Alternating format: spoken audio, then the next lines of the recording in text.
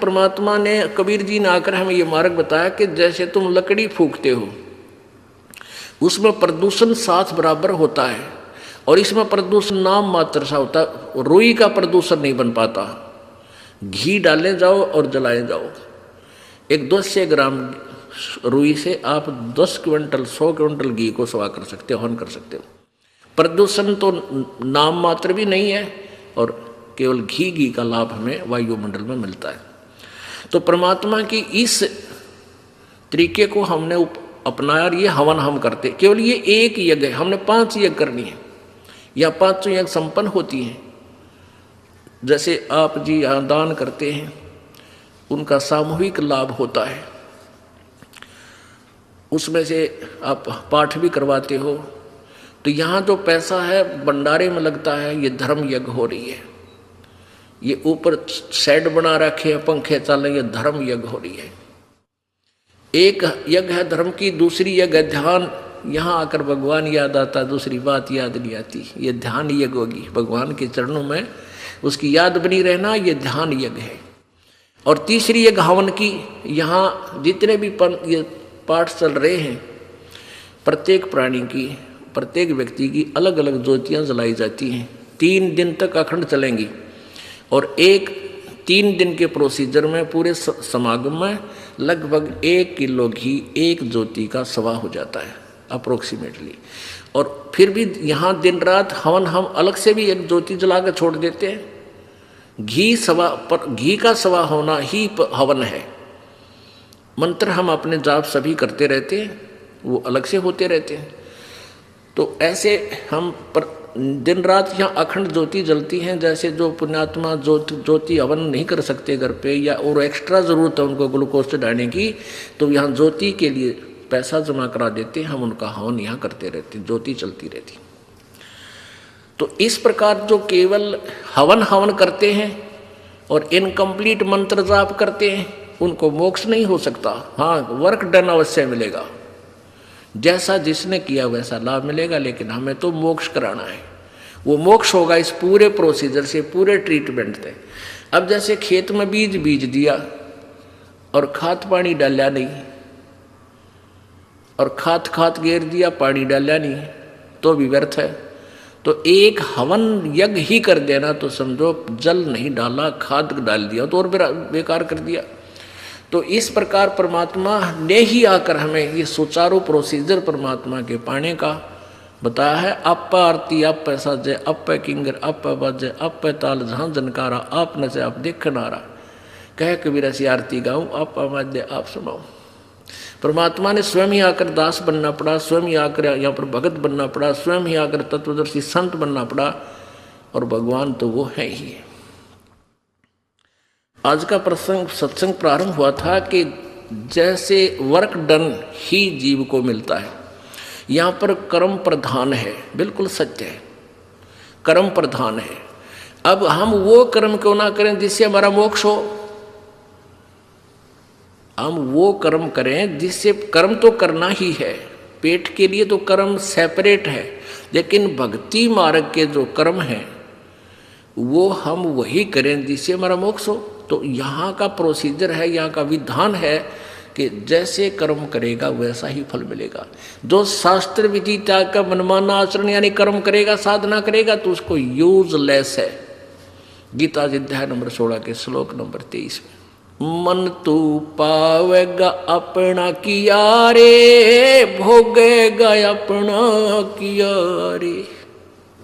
मन तू पावेगा अपना किया रे, भोगेगा अपना किया रे। सच है। परमपिता परमात्मा परमेश्वर कबीर जी अपनी महिमा और तत्व ज्ञान का प्रचार स्वयं ही करने के लिए आते हैं। उन्होंने गुरु के ऊपर बहुत महत्व दिया है कि गुरु का होना अति आवश्यक है,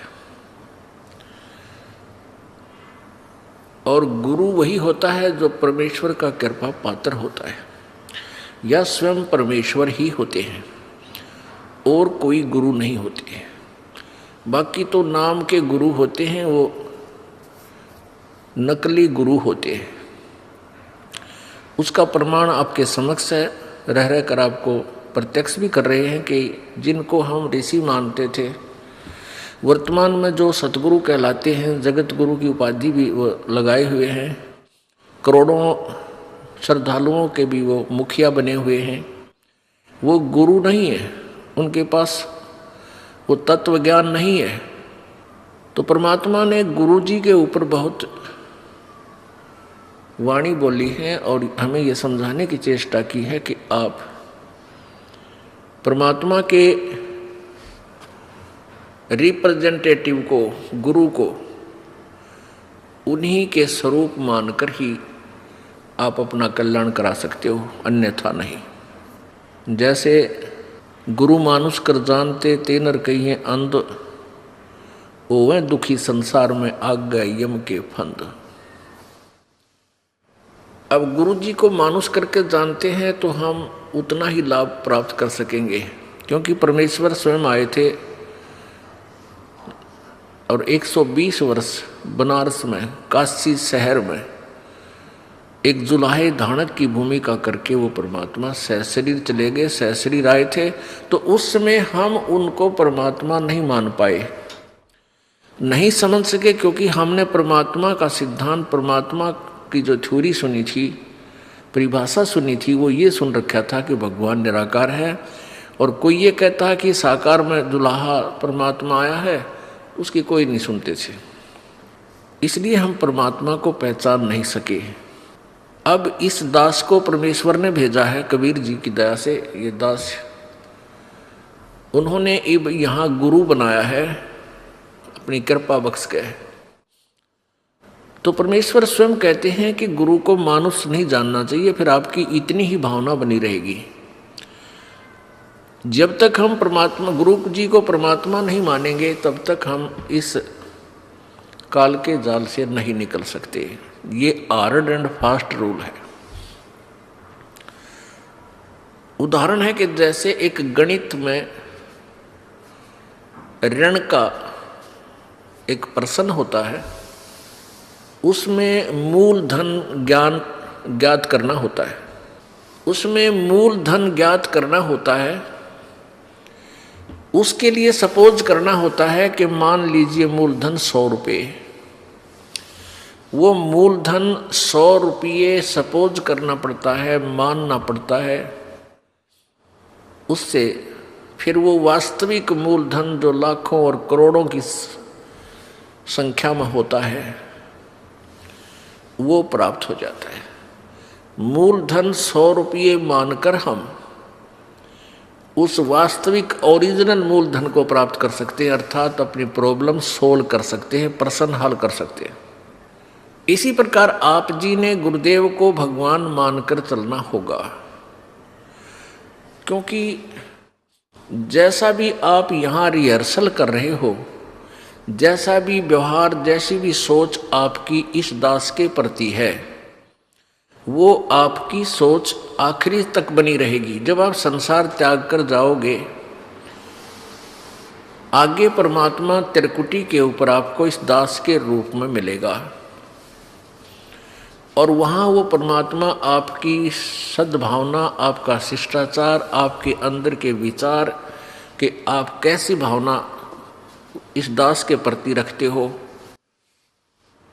तो वहाँ आपके हृदय की अंतर्यामी परमात्मा वहाँ आपकी फिर परीक्षा होती है, लेगा। तो इसलिए आप जी ने परमात्मा के आदेश अनुसार गुरु जी को परमात्मा मानना चाहिए। गुरु परमात्मा नहीं है, लेकिन आप जी ने उनको भगवान मानना पड़ेगा, यदि ये प्रश्न हल करना है तो, नहीं तो हो ही नहीं सकता। ये नियम है। परमेश्वर कबीर जी कहते हैं, मम संत मुझे ही जान मेरा ही स्वरूपम। मेरे संत को, मेरे प्रतिनिधि को मुझे ही जान, वो मेरा ही स्वरूप समझ लेना। तो पुण्यात्मा, जैसे आपके सामने भगवान आ जावे, परमात्मा आवे तो आपका कैसा व्यवहार होगा? ठीक है, कोई निर्धन है वो माया मांगेगा, निसंतान संतान ही मांगेगा, जैसे आपकी रिहर्सल चल रही है।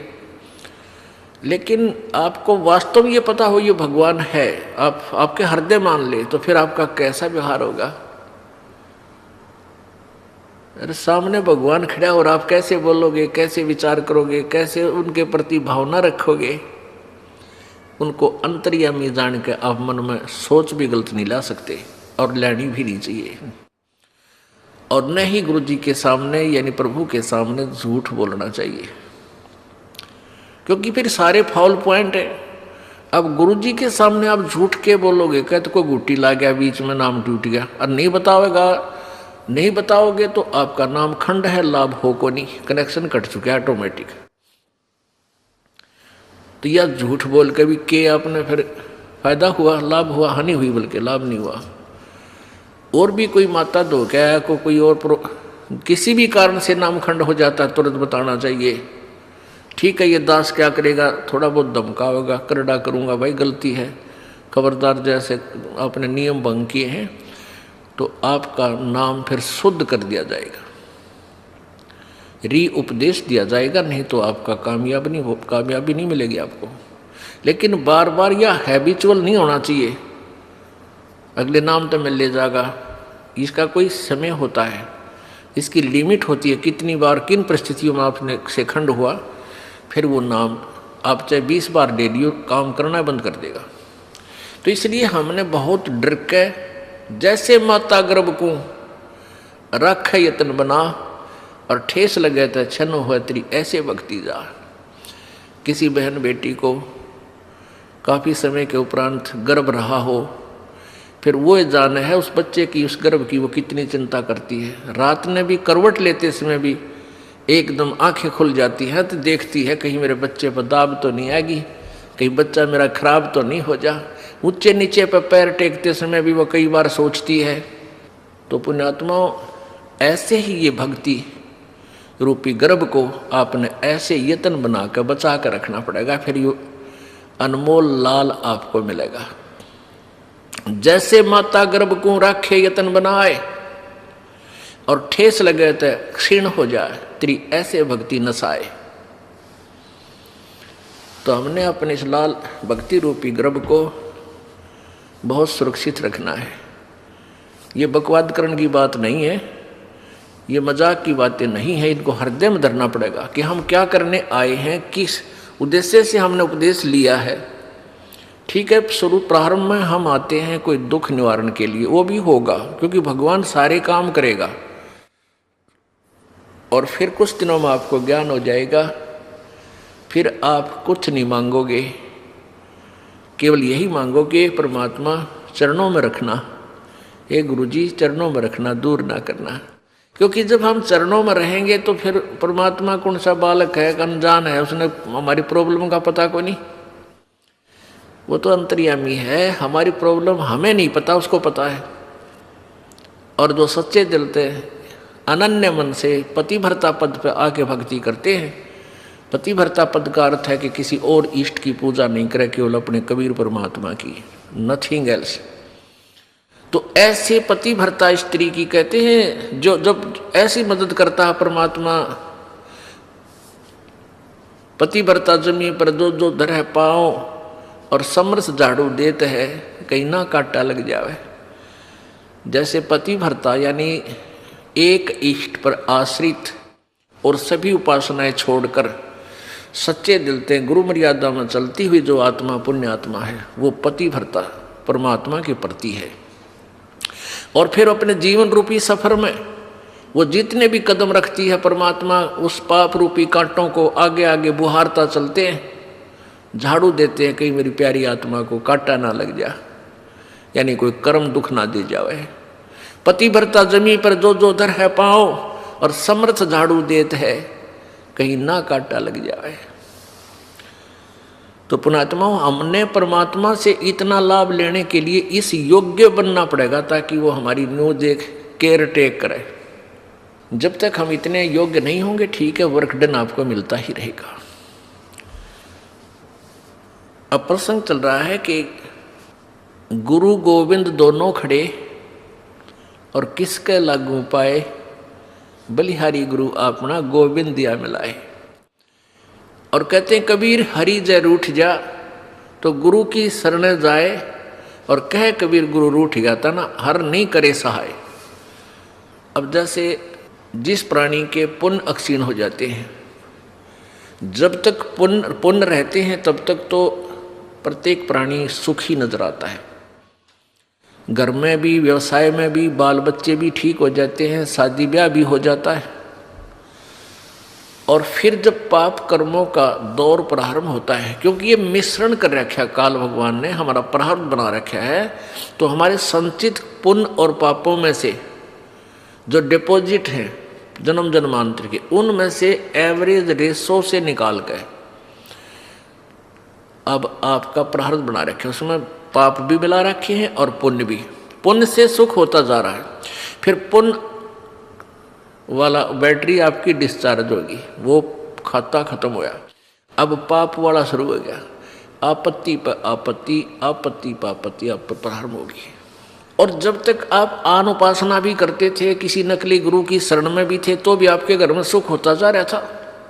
आप ये सोच रहे थे हमारे सतगुरु जी की दया से सब कुछ हो रहा है, और फिर उसी सतगुरु जी की शरण में रहते रहते सारी ब्रेन माटी होगी, फिर कहाँ गया वो सतगुरु जी। इम्प्रूव होना चाहिए था, तो आप तो बिल्कुल गिरावट में आ गए। तो पुण्य समाप्त हो गए, पाप शुरू हो गए। जब इंसान कोई गढ़ा दुखी हो जाता है तो वो क्या कहता है, भाई मेरा राम रूस गया, मेरा भगवान रुष्ट हो गया, मेरा भगवान रूस गया, मेरे ऊपर आपत्तियाँ आ गई। और जो सुखी नजर आता है उसको आम आदमी का आग्रह, इस पर भगवान राजी हो रहा है, इसका परमात्मा राजी है, इसके घड़े अच्छे कर्म हैं।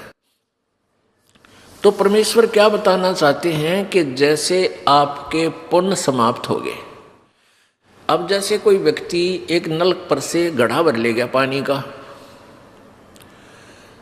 और कहीं दूर जाकर के कार्य कर रहा, खेत में या मजदूरी, किसान का काम या जैसा भी, या अपने घर पे ले आया, जब तक वो जल है उस घड़े में तो कोई प्रॉब्लम नहीं।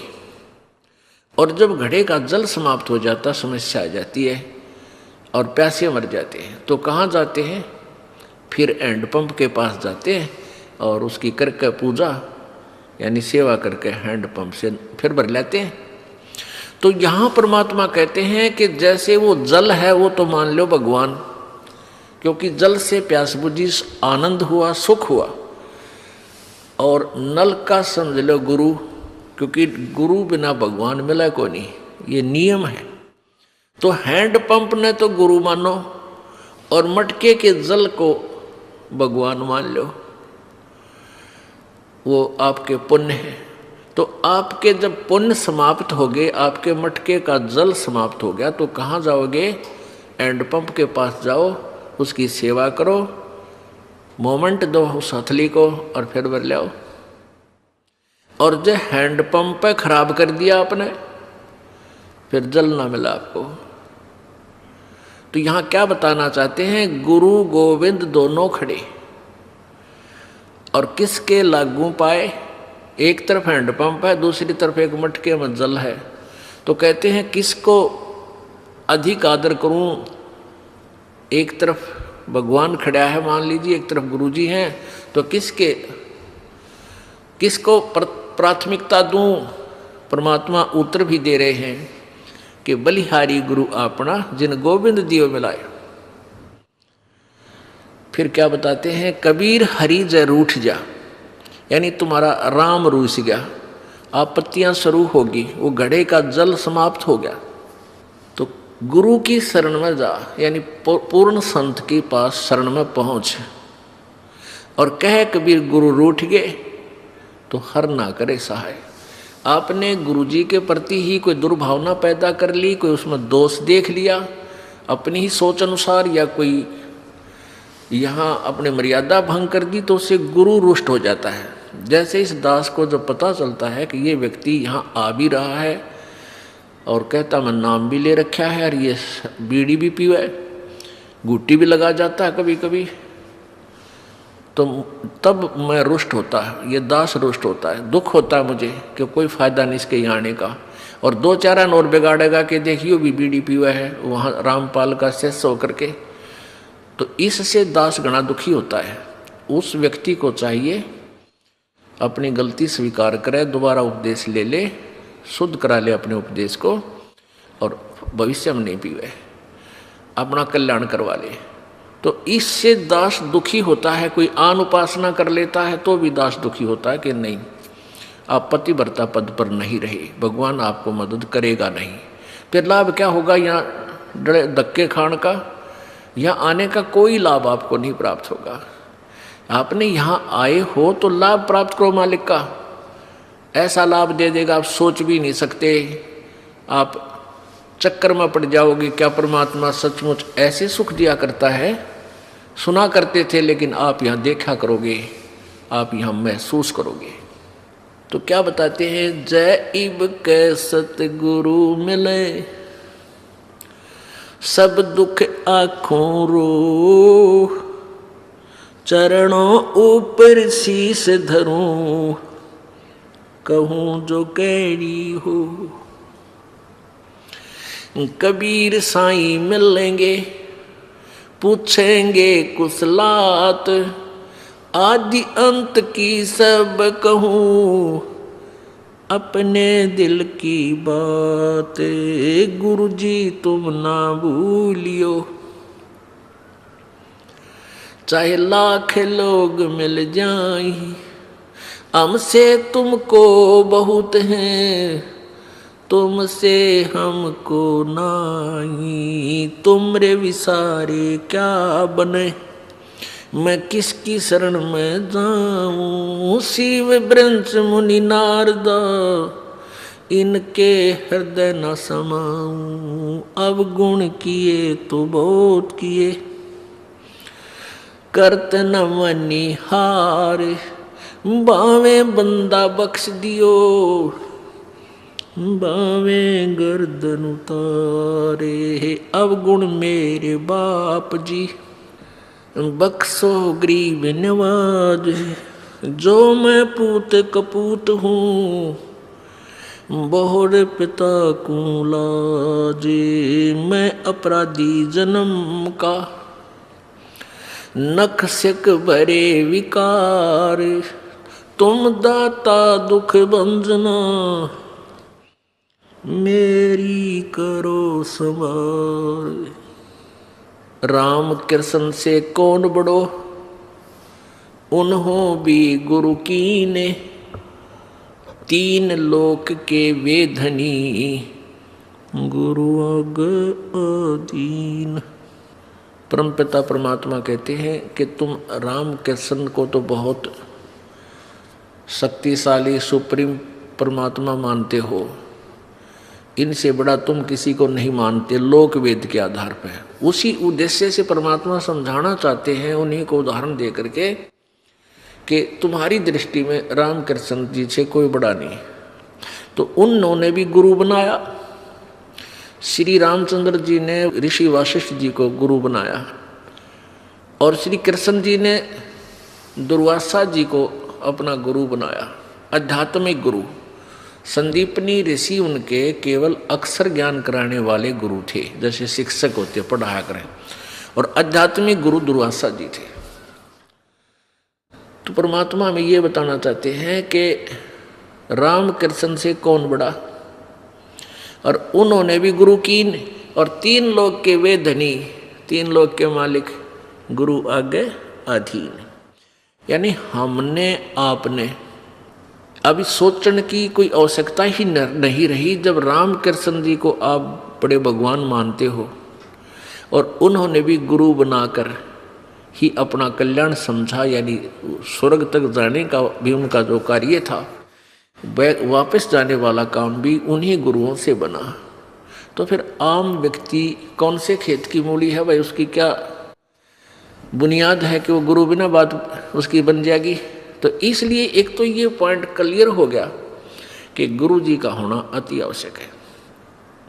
फिर परमात्मा कहते हैं गुरु जी अब तुम क्या करते हो, राधे राधे श्याम मिला दे, हरे कृष्ण हरे राम हरे कृष्ण।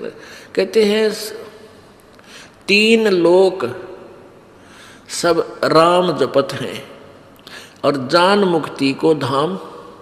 और श्री रामचंद्र जी ने वशिष्ठ गुरु किया, उन्होंने दिया उनको ओम नाम। बता ले भाई, कर ले के करे। अब हम तो राम राम जपें, श्री रामचंद्र जी को सुप्रीम पावर मान के, और श्री रामचंद्र जी वशिष्ठ जी के पास जब गुरु बनाने गए उन्होंने वशिष्ठ जी ने श्री रामचंद्र जी को ओम नाम दिया था जाप करने का। बता भाई, हम कहाँ खड़े कर रखे थे नकली गुरुओं ने। अब वो जिस नाम राम माना वो तो ओम का नाम जाप करे, हम राम राम करें। जैसे कोई व्यक्ति तो लड्डू खावे राम है, क्या खावे डले, कोई बात हुई है। यानी वही जैसे कोई काजू खावे बादाम खा रहा है और हम खाओ बादाम का छिलका। यानी राम शब्द जो है उसके अंदर गुप्त है वो मंत्र आम व्यक्ति नहीं कह सकता कि तू यो मंत्र जाप कर ले, फिर वो उसका गुरु बन गया। अगर किसी ने किसी को थोड़ा सा भी गुरु रूप में गाइड कर दिया तो वो ओरिजिनल गुरु से कटकर वो ऑटोमेटिक सिस्टम है कि वो गुरु बन गया। अब दोनों चौड़ चपट उसके ऊपर उसका बाहर आ गया। तो ऐसे ये गुप्त मंत्र रखे जाते हैं, ये सीधे नहीं कहे जाते कि हमारे गुरुजी ये नाम देते हैं ऐसे जाप कर लो या ऐसा कर लो, नहीं। इतना कह सकते हैं भाई राम नाम भज लो, राम नाम जपा करो, राम नाम ले भाई, राम नाम ले। अब वो राम का नाम अन्य है, जैसे बादाम का छिलका ऊपर कुछ है अंदर गिरी नारी है, ऐसे ही ये नाम गुप्त होते हैं। कोई जैसे महर्षि वाल्मीकि जी को नाम दिया था, अब वो कहते हैं वो राम राम करे था, राम राम नहीं करे थे वह, वो तो ओम नाम का जाप जपया करते। राम तो वैसे जैसे हम सच्चाई बोलते हैं ना, ये हमारा मंत्र नहीं है। ऐसे राम कोई शब्द मंत्र नहीं है किसी ऋषि का, वो तो ओम से शुरू होते हैं। और ओम केवल ब्रह्म तक की जाप है, और ये भी पूरे अधिकारी से लेकर ही कार्य करता है, अन्य से नहीं। तो यहाँ क्या बताते हैं परमात्मा कबीर जी कि 3 लोग सब राम जपत हैं जान मुक्ति को धाम। और श्री रामचंद्र ने वशिष्ठ गुरु किए, उन्होंने दिया ओम नाम। अब रामचंद्र जी तो ओम नाम जप पर तुम राम राम जपो, वाह भाई वाह, किसे पे चढ़ा रखे थे। अब क्या बताते हैं परमात्मा, रे बोली सी दुनिया सतगुरु बिन कैसे सरिया, रे बोली सी दुनिया सतगुरु बिन कैसे सरिया। अब हम कहाँ ला छोड़े भक्ति, इन नालायक अनजान गुरुओं ने, नीम हकीमों ने। अपने लला के बाल उतरवावे देख के चीना लग जइया, अपने लला के बाल उतरवावे देख के चीना लग जइया। एक बकरी का बच्चा लेके उसका गला कटैया, रे भोड़ी सी दुनिया गुरु बिन कैसे सरिया। जैसे पहले हम डले डोया करते, ये आन उपासना करते थे, शास्त्र विरुद्ध साधना करते थे, तो क्या करते हैं, गुड़गामा वाली माता के ऊपर बकरे भेंट चढ़ाए जाते हैं। अब तो प्रोसीजर थोड़ा बदल दिया है, पहले तो कटवाया करते वहां जाके। अब वहाँ क्या करते हैं कि कोई बालक बीमार हो गया या उसकी कुशल के लिए क्या करते थे, माता हे माता तेरा एक बकरा बोल दिया तेरा भेंट चढ़ाऊंगी, वह बुढ़िया बोल दिया करती है अपने पोते पोती की खैर के लिए। और फिर जैसे ये बच्चे के जो प्रथम बाल होते हैं इनको क्या करा करते, पहले अपने इष्ट धाम पर चढ़ा कर आया करते। तो परमात्मा क्या कहते हैं, हम कैसे मूर्ख बना रखे थे इन नकली संतों ने। वह बुढ़िया यानी दादी अपनी पुत्र वधू को और उस पोती या पोते को, जो नवजात शिशु होता है, उसको लेकर गुड़गांव वाली पर जाकर माता पर जाती है और वहाँ जाकर नाई होता है। ये वहम बाढ़ रखे हमारे कि भ्रमणा पैदा कर रखी है कि पहले बाल जो है अपने इष्ट धाम पर चढ़ाकर, नहीं तो बालक का उग चुक हो जा। तो ऐसे लेकर चली जाती है कहाँ, माता के ऊपर है। और वहाँ नाई बैठा होता है, उसको कहती है भाई नाई के मेरे पोते के बाल काट दे, मेरे लल्ला के बाल काट, और धीरे धीरे काटना, देख रहे कदे कैंची लाग जाए इसके काचा सर से। अब बुढ़िया कहती है उस नाई को कि भाई ध्यान से काटिए बाल मेरे बच्चे पोते के, कैंची ना लग जाए इसके, कि दर्द पीड़ा हो जा। कहते अपने लल्ला की तो